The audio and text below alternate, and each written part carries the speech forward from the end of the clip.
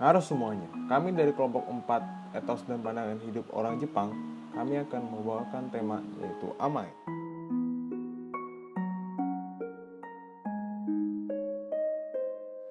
Kedepannya, kami akan membahas yaitu apa itu amai, istilah dalam amai, contoh amai, dan pengaruh amai.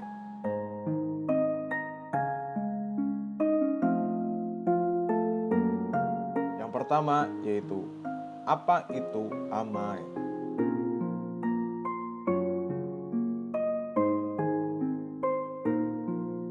Kata amai itu berasal dari kata amai, yang artinya manis, amai. Nah, jadi amai itu dengan berperilaku manis ini akan memanjakan seseorang, membuat seseorang tergantung kepada orang lain. Menurut Takeo Doi, pada tahun 1992, dalam bukunya menyebutkan bahwa amai pada mulanya mengacu pada perasaan seorang bayi dalam pelukan ibunya, yakni ketergantungan, hasrat untuk dicintai, dan enggan untuk dipisahkan dari sang ibu. Amai juga memiliki indikasi yang lebih luas, yakni cara bicara yang menarik perhatian. Di samping perilaku, ada emosi yang tersirat dalam usaha untuk mendekat pada orang lain dan terima oleh orang lain.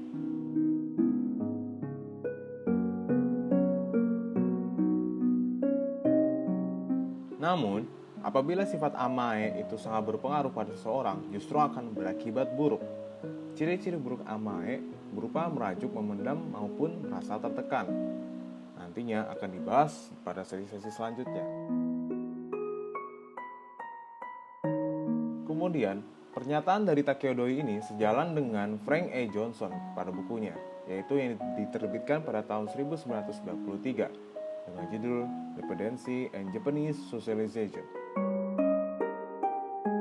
Di dalam bukunya dikemukakan olehnya bahwa amai adalah kebutuhan untuk diperhatikan secara khusus, seperti ditanggapi, dirawat, serta dihargai. Tentu saja dalam hal ini sangat mutlak diperlukan untuk orang lain dalam memahami dan memenuhi kebutuhan hidupnya.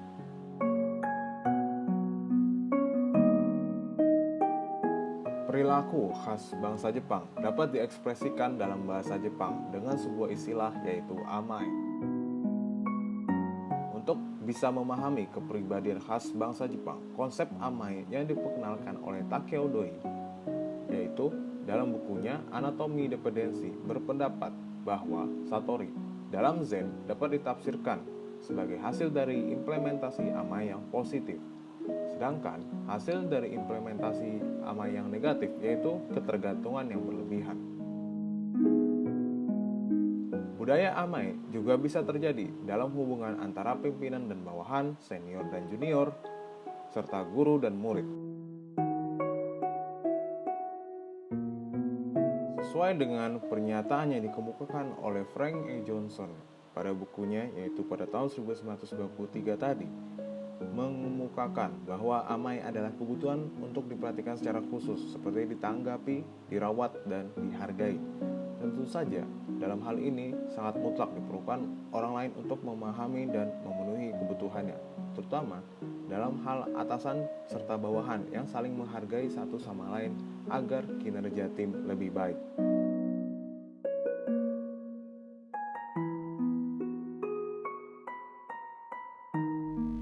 Kemudian saya akan menjelaskan istilah-istilah yang ada pada amai.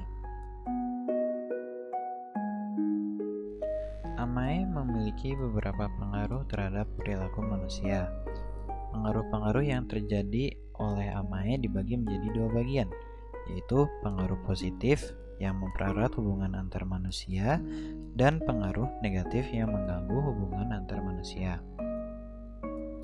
Pengaruh positif yang mempererat hubungan antar manusia berupa ketergantungan dan perwujudan kasih sayang. Kemudian terdapat istilah-istilah seperti tanomu yang meminta dan mengandalkan diri, mengandung hasrat bahwa seseorang mengandalkan diri mengenai sesuatu kepada orang lain dengan harapan memperoleh perlakuan yang menguntungkan diri. Kemudian terdapat toriru yaitu menarik perhatian dengan melakukan suatu hal sedemikian rupa demi mencapai suatu tujuan. Kemudian terdapat pengaruh negatif yang terpengaruhi oleh suasana hati seseorang. Di antaranya ada suneru, yaitu menggambarkan sikap seseorang yang jengkel karena tidak memperoleh kesempatan untuk memanjakan diri secara jelas. Kemudian ada higamu, yaitu sikap curiga yang memiliki anggapan kalau dirinya tidak diperlakukan adil, yang muncul dari suasana di mana hasrat untuk beramaeru tidak mendapatkan jawaban yang diinginkan. Kemudian ada kigane, yaitu sikap membatasi diri, mengandung makna yang terus-menerus menekan hasrat atau basa-basi terhadap orang lain yang timbul karena rasa khawatir bahwa sikap amae yang dilihatkan mungkin tidak akan mendapatkan jawaban sepenuhnya seperti yang diharapkan. Kemudian ada wadakamari, yaitu berpura-pura tidak peduli akan sesuatu untuk menyembunyikan emosi negatif. Kemudian ada kodawaru, yaitu menekan hasrat untuk bertindak amae dengan seseorang karena khawatir akan ditolak. Kemudian ada uramu, yaitu memperlihatkan sikap benci yang mengandung unsur permusuhan. Sikap uramu ini muncul akibat dari sikap amae yang tidak diacuhkan. Kemudian ada hinekureru, yaitu berpura-pura tidak mau melakukan tindakan amae.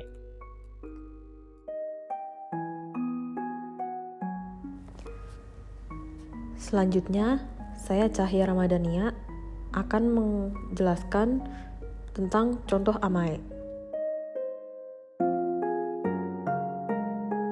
Yang pertama adalah amae dalam hubungan romantis. Menurut Yamaguchi pada tahun 2004, amae yang memiliki arti manis mengacu pada rasa hangat, terlindungi, dan keintiman yang dirasakan ketika seseorang mengetahui bahwa pasangannya akan memenuhi hal tersebut. Walaupun begitu, amae merupakan suatu hal yang lebih dari perasaan-perasaan tersebut. Amae juga mencangkup perilaku yang dipengaruhi oleh perasaan tersebut. Tingkat kedekatan antar individu juga berpengaruh terhadap perilaku tersebut.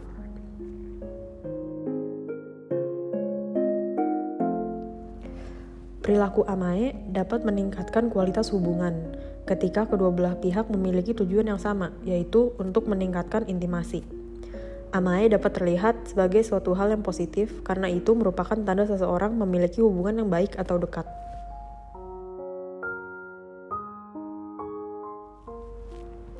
Apakah terdapat perbedaan dalam perilaku amae berdasarkan gender? Osako dan Takashi pada tahun 1994 mengemukakan bahwa suami-suami di Jepang memiliki keinginan yang lebih besar untuk diperlakukan manis dibandingkan dengan istri. Hal ini disebabkan karena mereka memiliki ekspektasi bahwa istri mereka dapat menjadi sosok ibu, karena mereka cenderung tidak tahu banyak soal ranah domestik, sehingga mereka seringkali meminta istri mereka untuk melakukan sesuatu. Perempuan Jepang menjadi pihak yang memberi, sementara pria Jepang menjadi pihak yang menerima. Fenomena ini mencerminkan hubungan ibu dan anak di masa kecil.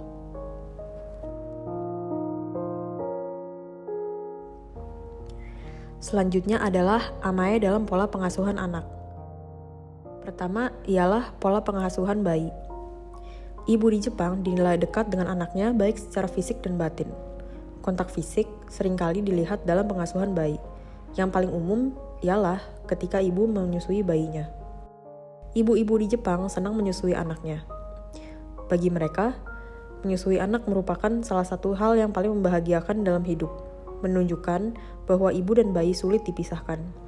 Ibu di Jepang juga lebih senang menyusui bayinya ketimbang memberikan susu dengan menggunakan botol. Kemudian, di Jepang, payudara ibu juga dijadikan sebagai simbol pengasuhan. Dada ibu memiliki peran yang sama penting dengan anggota-anggota tubuh lainnya. Karena di samping fungsinya, yaitu untuk memberi makan bayi, payudara juga merupakan simbol kesenangan dan hiburan bayi.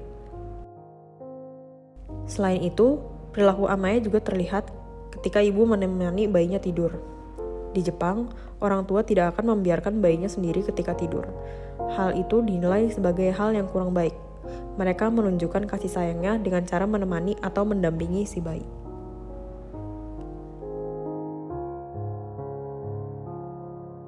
Selanjutnya, saya akan menjelaskan mengenai amae dalam pola pengasuhan anak. Amae dalam pola pengasuhan anak terlihat ketika orang tuanya tidak memberikan batasan tertentu antara anak-anak dan juga orang dewasa. Seperti ketika ada tamu, kebanyakan orang Jepang membiarkan anaknya untuk ikut serta dalam pembicaraan. Terkadang, mereka juga mendorong anaknya untuk menampilkan keterampilan mereka seperti berhitung, membaca, atau memperkenalkan diri. Perilaku amae ini menumbuhkan rasa ketergantungan anak kepada orang tuanya.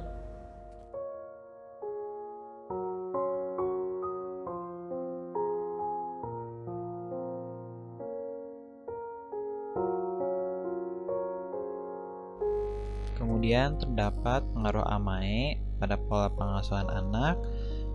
Pengaruh amae pada pola pengasuhan anak ini memiliki dua bagian, yaitu positif dan negatif. Untuk positifnya, yang pertama, membuat anak menjadi lebih dekat dengan orang tua. Lalu yang kedua, pengasuhan anak menjadi lebih terarah. Yang ketiga adalah kontak fisik yang menghasilkan kedekatan. Kemudian yang keempat, kedekatan dengan ibu menjadi motivasi. Lalu yang kelima, penegakan sikap disiplin. Kemudian terdapat pengaruh amae pada pola pengasuhan anak yang negatif, diantaranya yang pertama, menjadi manja akibat ketergantungan. Yang kedua, takut bersosialisasi dengan lingkungan yang baru. Yang ketiga, selalu bergantung pada orang tua. Lalu yang keempat, sulit beranjak menuju kedewasaan. Ya, jadi amae merupakan bentuk pandangan hidup masyarakat Jepang yang mengedepankan kedekatan antara individu-individu yang terkait, baik dalam keluarga, bermasyarakat, maupun dunia pekerjaan. Menurut Ezra Vogel, pada tahun 1996, amae merupakan pada saat seorang ibu sedang mengalami sendiri pengalaman terhadap memberi lebih perlindungan dan hati dari ketidakdewasaan atas anaknya. Anaknya pun sendiri juga merasakan keterikatan, suatu keinginan untuk dicintai.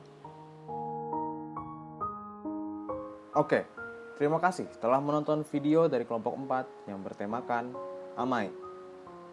Salam sejahtera bagi kita semua, salam sehat, dan sampai jumpa.